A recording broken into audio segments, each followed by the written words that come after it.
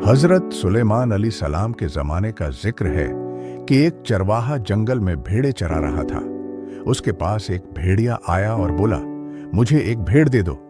चरवाहे ने हैरान होकर जवाब दिया, ये भेद्य हजरत सुलेमान अलैहिस्सलाम की मलकियत है, मैं तो बस उनका रखवाला हूं। भेड़िया बोला, तो जाकर हजरत सुलेमान से पूछ लो कि क्या वह मुझे एक भेड़ देने की इजाजत देते हैं। चरवाहे ने कहा, मुझे डर है कि अगर मैं चला गया तो तुम भेदों पर हमला कर दोगे। भेड़िया हंसा और बोला, जब तक तुम वापस ना आ जाओ मैं खुद भेड़ों की निगरानी करूंगा। अल्लाह ना करे कि मैं खयानत करूं, लेकिन अगर मैंने खयानत की तो मैं आखिरी उम्मत का कुर्ब खयानत वाला एक आदमी बन जाऊं, यानी अपने आप को बद्दुआ दी कि यानी मौजूदा मुसलमानों की तरह हो जाऊं, जो कि अफसोसनाक है।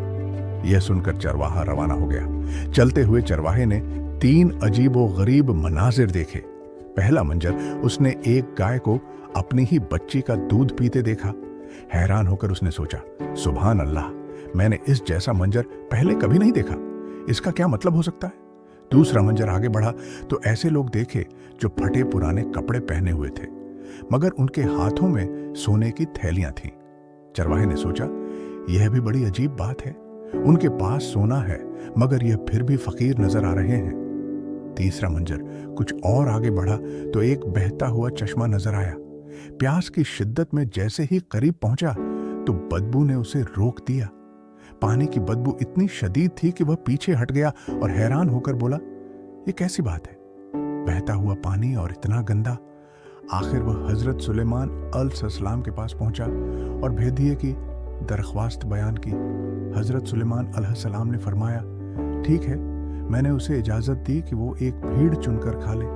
चरवाहे ने अर्ज किया, हुक्म बजा लाता हूँ, मगर रास्ते में 3 अजीब चीजें देखी हैं, उनकी हकीकत जानना चाहता हूँ। पहले मनाजिर का जवाब, यह आखिरी जमाने की निशानी है।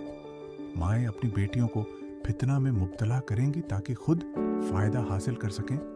दूसरे मनाजिर का जवाब, यह लोग डाकू और चोर हैं, जो माल हराम से आता है उसमें बरकत खत्म हो जाती है। आखिरी जमाने में हराम कमाई आम हो जाएगी, कनात खत्म हो जाएगी और बरकत उठा ली जाएगी। तीसरे मनाजिर का जवाब ये भी आखिरी जमाने के उन झूठे आलमों और दीनदारों की मिसाल है, जिनका जाहिर तो बहुत अच्छा होगा मगर बातिन दुनिया की लालच